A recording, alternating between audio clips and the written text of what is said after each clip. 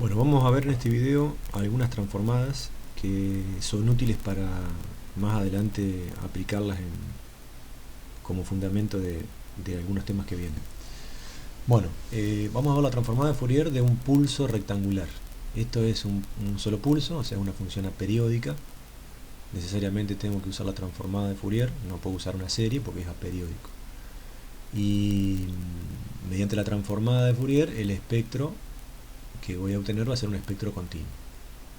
Va a ser este que está acá. Bueno, la función, el pulso, digamos, está definido de esta manera. Para cuando el módulo de t es menor que tau sobre 2, vale 1 y en cualquier otra parte vale 0. O sea que la función tiene, el pulso tiene un ancho de valor tau y tiene una amplitud A. En este caso, bueno, está definido como 1, pero en forma genérica la amplitud puede ser A. Esto es en el dominio del tiempo. Bueno, lo que tengo que hacer es aplicar esta definición de acá, la densidad espectral, o la transformada directa de Fourier, que es a la función multiplicarla por e a la menos j omega t, por diferencial de t y hallar la integral entre menos infinito y más infinito. Como yo sé que va a valer 0 en cualquier lado que no sea por los límites de interacción, tomar esto que están acá, menos tau sobre 2 a más tau sobre 2, o sea, desde acá hasta acá, multiplicarlo por la exponencial compleja esta y resolver la integral, ¿no? Bueno, cuando yo resuelvo esto, que ya hemos hecho algo parecido, tengo esto que está acá, y esto que está acá yo lo puedo con algunas, utilizando esta relación trigonométrica y reacomodando un poco los términos, puedo llegar a esto que está acá. Bueno, yo hice digamos a mano, saqué una foto de algo para explicar esto. Ahora se lo voy a mostrar cómo pasé de acá hasta acá. Ahí no, acá, ahí estaría. Bien, entonces yo parto de esto, dijimos, ¿no? Que es eso que está acá. Parto de eso y lo que hago, multiplico en principio por 2 y divido por 2 y voy a obtener esto que está acá. ¿Por qué? Porque todo esto sobre 2 por j va a ser seno de tita. Bueno, y además a todo lo que está multiplicando la j, lo que sería omega tau sobre 2, lo llamé tita. O sea, todo esto, omega tau sobre 2, todo esto que está acá lo llamé tita. Bien, entonces yo puedo llegar a esto que está acá. Ahora lo que hago, multiplico y divido todo por tau sobre 2. Si yo hago eso, bueno, y acá también lo que hice, le volví a dar el valor que corresponde a tita para que quede más explícito. Entonces si yo hago todo eso y empiezo a simplificar algunas cosas, lo que voy a obtener es la función sin. Recuerden que la función sin es seno de tita sobre tita o seno de x sobre x. Entonces de esta manera yo puedo desde acá saltar hasta acá. Bien, y la función sin tiene esta forma, la función sin genérica tiene esta forma que está acá. La nuestra va a ser esta, con esta amplitud. Y sabemos que la función sin, los cruces por 0 arrancan en pi y múltiplos de pi, 2pi, 3pi, para el lado negativo también lo mismo. Entonces quiere decir que cuando todo esto es igual a n por pi, la función va a tener un 0. Entonces acá lo que hice fue igualar a todo esto, o sea, el argumento, a n por pi, después despejé omega. Entonces cuando omega es igual a esto que está acá, dándole valores enteros a n, la función sin va a cortar el eje x, digamos, va a valer 0. Bien, entonces de esta manera llego a esta gráfica que está acá. Bien, y esto es importante saberse de memoria directamente, o hacer todo el cálculo, ¿no? Pero ya cuando yo miro esto, cómo pasar rápidamente hasta acá, de memoria me acuerdo lo siguiente: que la amplitud de la señal sinc va a valer la amplitud del pulso por la duración completa del pulso. En este caso es tau. Entonces la amplitud de la densidad espectral de frecuencia va a ser A por tau. A por lo que sea que valga la base del pulso, en segundos. Esto tiene unidades de amplitud sobre frecuencia, porque yo lo puedo escribir así. Si yo esto lo escribo así, esto tiene unidades de frecuencia, 1 sobre tiempo, entonces esto es una densidad espectral. Y justamente lo que es el significado de la transformada directa de Fourier es una densidad espectral. Bueno, seguimos. Entonces, la amplitud es esa, y los cruces por cero van a ser en el eje, cuando la función es f mayúscula de omega, quiere decir que esto está en radianes. Entonces los cruces por cero van a ser 2pi sobre la duración del pulso y sus múltiplos. O sea, 4pi sobre la duración del pulso, por 3, acá sería 6pi sobre la duración del pulso. Siempre va a ser así. Y si yo lo quiero expresar en Hertz, lo que hago a cada uno de estos lo divido por 2pi, porque ustedes recuerden que 2pi por f es igual a omega, entonces yo puedo también hacer una gráfica en función de la frecuencia en Hertz. Y siempre el primer nulo o el primer cero, tanto del lado positivo como del lado negativo, si yo lo evalúo en Hertz, va a ser 1 sobre tau, o sea, 1 sobre la duración del pulso. Esto es una forma rápida de pasar de acá hasta acá. Esto es muy interesante, digamos, de tenerlo bien claro, porque después con esto vamos a calcular el ancho de banda de las señales digitales. Vamos a usar como fundamento esto que está acá. Entonces rápidamente hay que entender y mirar y pasar de un lado al otro. Bueno, siguiente. Función impulso. Vamos a ver, primero presentar lo que es el impulso o el delta de Dirac. Y bueno, por definición es esto que estamos viendo acá.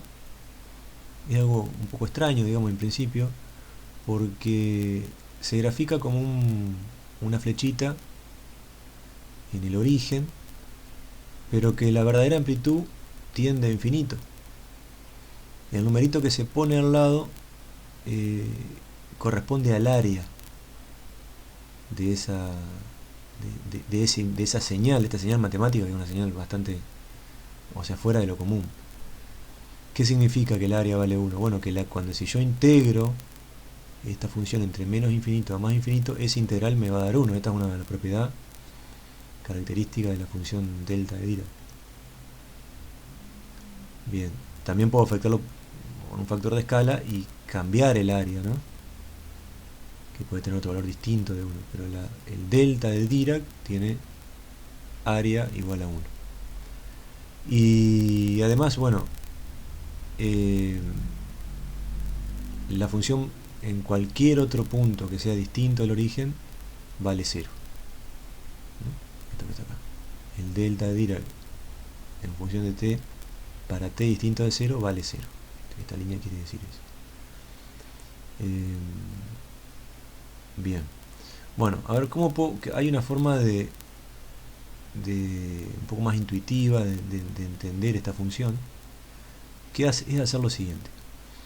Es tomar un pulso, dibujar un pulso que tenga amplitud igual a la inversa de la duración de ese pulso. Por ejemplo, vamos a tomar este que está acá. Tengo este pulso que está acá, que dura un tiempo A. Si yo hago que la amplitud de ese pulso sea 1 sobre A, el área de ese pulso siempre va a valer 1, porque el área es base por altura.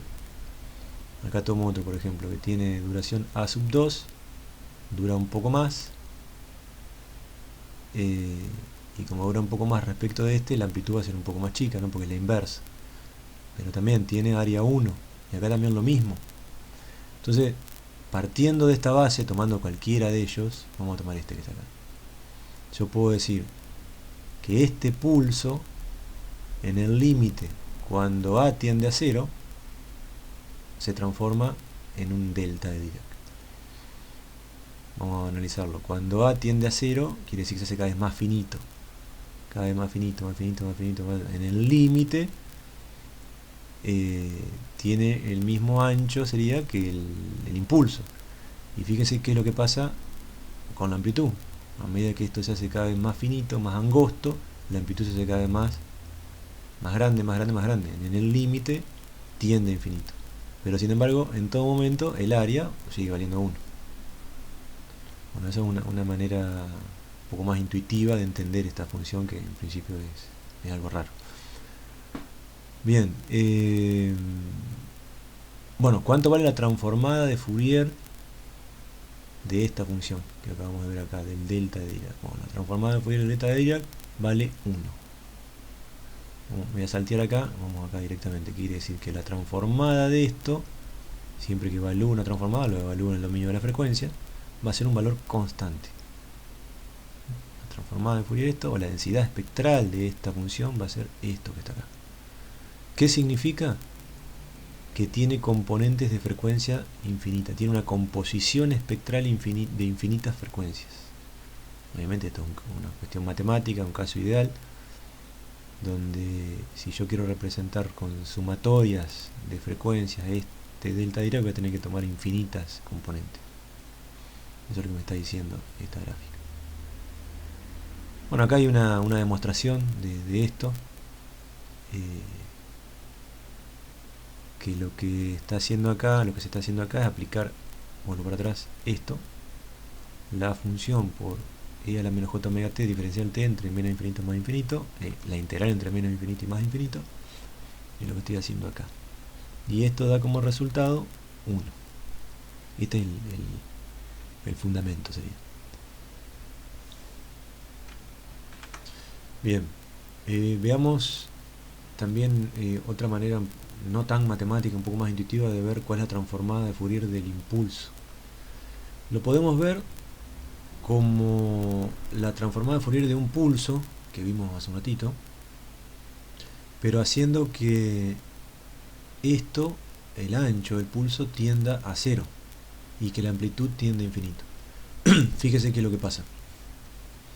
En principio habíamos visto que la transformada del pulso es esto, y que el primer nulo acá, el primer cero, es 2pi sobre tau, y la amplitud de la densidad espectral es la amplitud del pulso por la duración, a por tau. Bien, entonces yo hago tender a tau a 0 y a infinito para que esto se transforme, este pulso se transforme en un impulso. Fíjese qué es lo que pasa con la densidad espectral.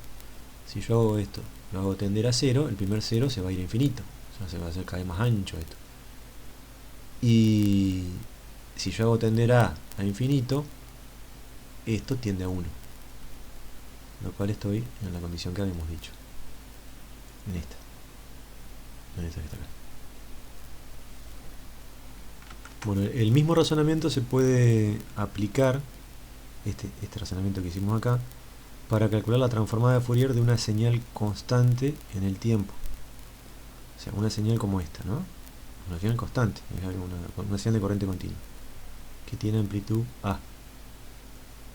Bien, si yo hago el mismo razonamiento, decir que tau, o sea, partiendo del pulso, ¿no? Partiendo del pulso y de esta densidad espectral. Ahora, en vez de tau tender a 0, lo hago tender a infinito, pero manteniendo A constante. Lo que voy a hacer, si miro acá, por ejemplo, ahora, como tau tiende a infinito, este primer 0 va a tender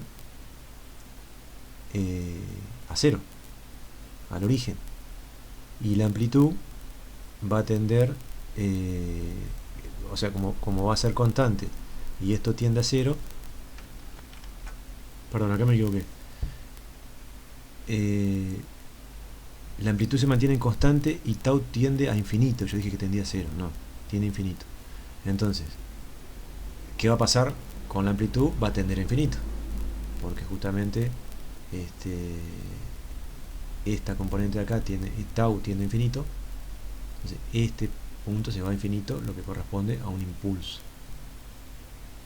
Y acá aparece también un factor de escala, que hay que analizarlo así en forma matemática, pero conceptualmente, entonces, cuando yo a esto lo hago a tau, lo hago tender a infinito y a lo mantengo constante, esta densidad espectral la transformo en un impulso de área 2pi por a, el área, ¿no?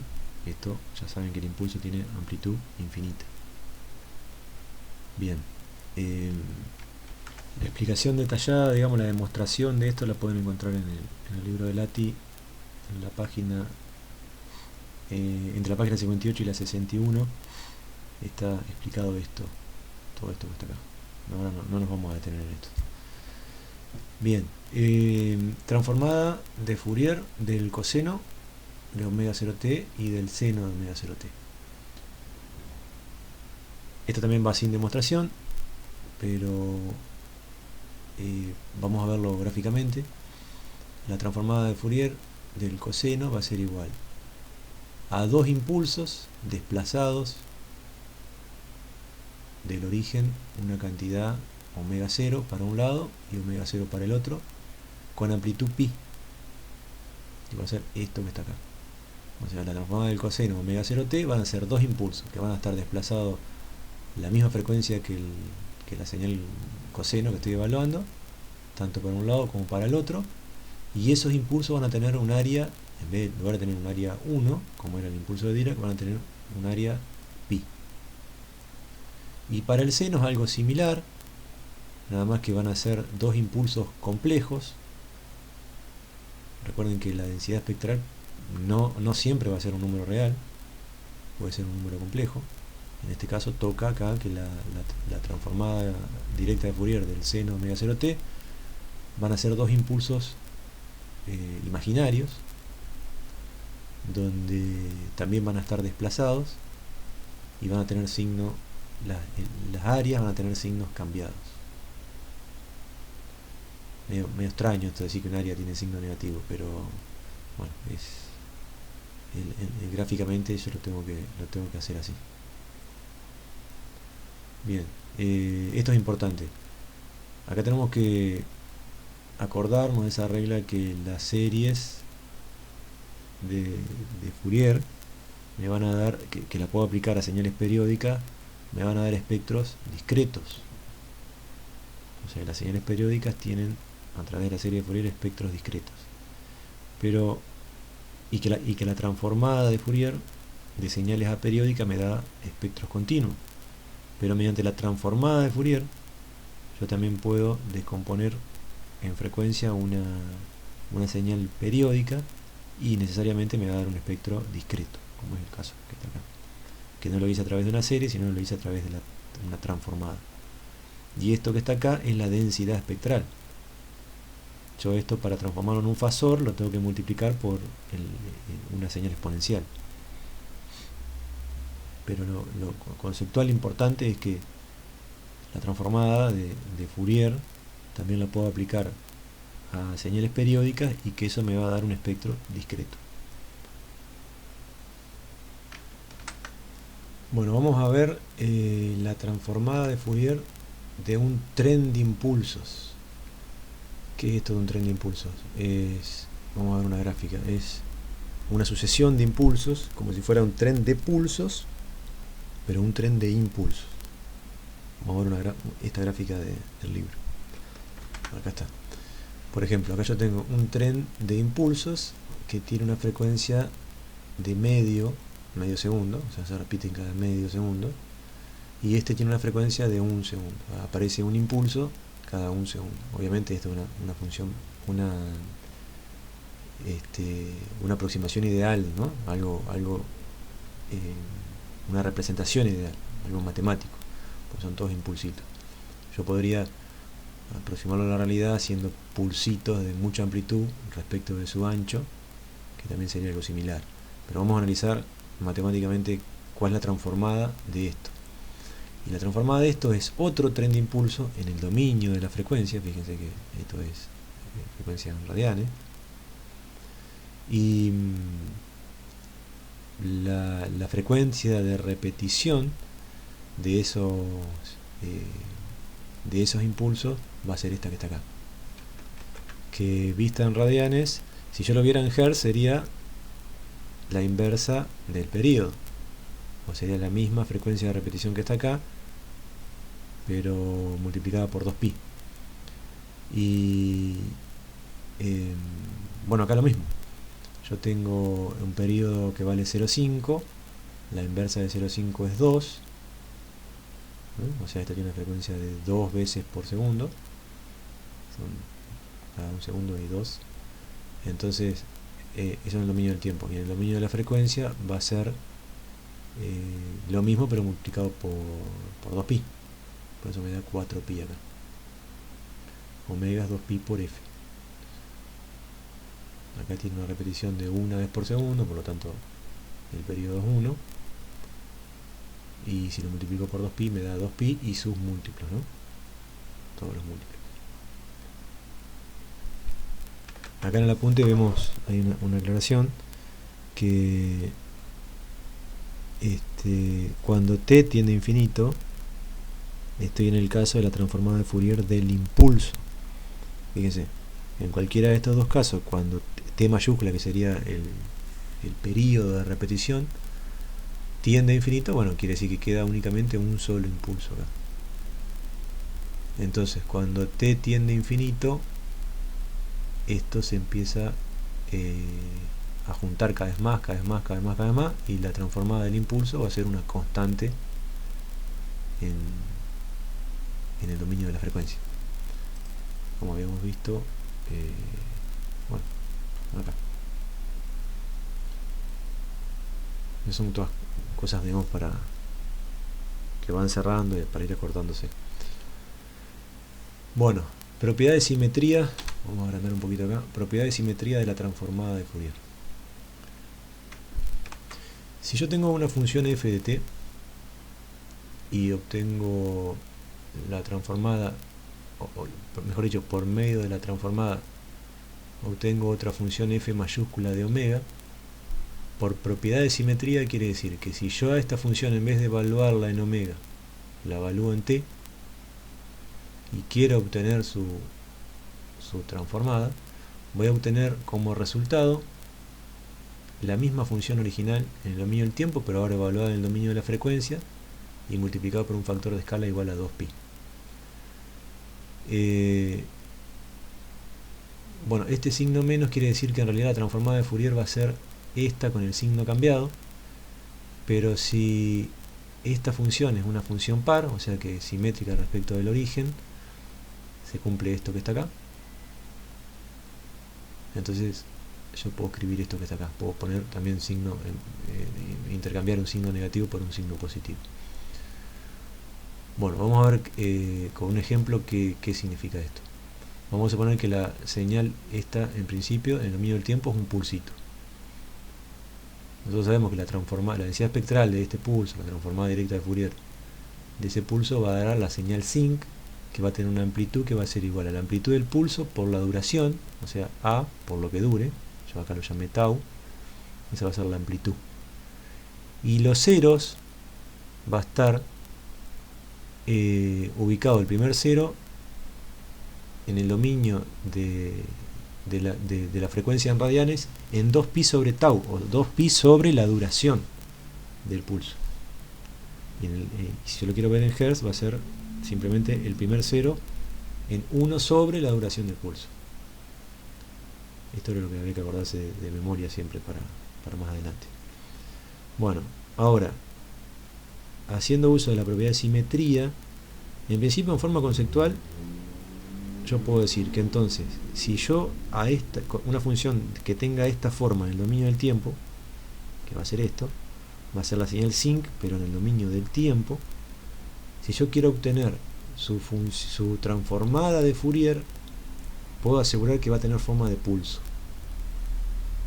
Estoy yendo, de alguna manera estoy aplicando esto, como si fuera para atrás. Y con los cruces y las amplitudes hay que tener un poquito de cuidado, pero lo importante es que conceptualmente, si yo tengo esto, la transformada va a dar esto, porque la transformada de esto en el dominio del tiempo, que es esto, me da esto. Eso es con palabras lo que está escrito acá con forma. Bien, ahora tengo que tener un poco de cuidado con las amplitudes que pongo acá. Esto un poco en marea, Pero recuerden que esto está afectado por este factor acá, que es 2pi. Entonces, si yo quiero que acá dé A, o la amplitud de la señal sin en el dominio del tiempo va a ser igual a la base por la altura dividido 2pi. Fíjese que la base completa va a ser 2 veces 2pi sobre tau. Acá yo tengo un pi sobre tau para acá y otro 2pi sobre tau para acá. O sea, 2 veces 2pi sobre tau va a ser la base. Lo multiplico por la amplitud. La amplitud es A por tau sobre 2. Lo multiplico A por tau sobre 2. Y después lo divido por 2pi. Bueno, todo eso, si yo resuelvo todo esto, me da A. Bien.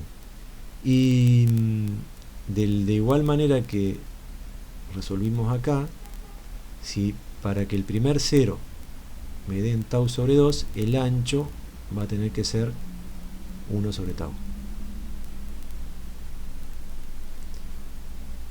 Bien, pero conceptualmente lo importante es saber esto, que si la transformada de un pulso es una función sinc, si yo tengo una función sin en el dominio de tiempo, su transformada, o sea, siempre evaluándolo en el dominio de la frecuencia, va a ser una función de tipo pulso. Y esto me lleva a poder decir algo que es muy interesante, que las funciones en el dominio del tiempo que son acotadas, digamos que tienen principio y tienen fin, en el dominio de la frecuencia tiene un ancho de banda infinito, o no están limitadas en banda. Dicho de otra manera, las funciones que están limitadas en tiempo no están limitadas en banda. Y viceversa, las funciones que no están limitadas en el tiempo, como esto, porque esto va hasta infinito, hasta menos infinito y después se va hasta más infinito, o sea, no está limitada en el tiempo, sí lo están en banda o en frecuencia. O sea, esta función que en el dominio del tiempo es infinita, o sea, se extiende hasta más infinito y nace desde t menos infinito, esta función, que físicamente es imposible de realizarla, pero conceptualmente es importante entender. Yo puedo hacer algo, no puedo empezar a crear una función desde el t menos infinito, podría hacerlo una función que dure mucho tiempo. Bueno, pero esto significa que una función que no está limitada en tiempo, sí está limitada en banda. O sea, tiene un ancho de banda finito. Esto también va a ser, esta conclusión va a ser el fundamento de cuando veamos formación de pulsos un poco más adelante. Bueno, último tema y terminamos este video. Ya vamos 28 minutos. Bien. Veamos la propiedad de desplazamiento en frecuencia. Que dice que si yo tengo una función en el dominio del tiempo f minúscula de t y hallo su transformada y me da una función f mayúscula de omega, si yo esa función en el dominio del tiempo la multiplico por e a la menos, acá falta un menos, e a la menos j omega 0t, o sea, la multiplico por esta función exponencial, la transformada de Fourier de todo esto va a ser igual, va a tener la misma forma que la función sin multiplicar, pero va a estar desplazada una cantidad omega 0. En el dominio de la frecuencia va a estar desplazada la misma cantidad que yo tengo acá como argumento. O sea, que puedo decir que multiplicar en el tiempo por un factor e a la j omega 0t o menos j omega 0t, si yo multiplico por más, acá debería ser un más. Ahora ponen falta un menos. De vuelta, si multiplico en el tiempo por el factor e a la j omega 0t, traslado todo el espectro de frecuencia, f mayúscula omega, una cantidad omega 0. ¿Qué quiere decir? Que yo tomo, estos son dos espectros en el dominio de la frecuencia, ¿no? Quiere decir que yo todo esto lo desplazo o para acá o para allá, dependiendo del signo de omega 0. En los sistemas de comunicaciones es necesario a veces trasladar el espectro de una señal, f sub m, una señal moduladora, como los que cursaron la materia electrónica de comunicaciones, esto lo deberían saber. Esa señal moduladora, si yo la quiero trasladar, la tengo que multiplicar por una portadora. Pero en definitiva estoy haciendo un producto entre dos señales. Estoy haciendo esto que está acá.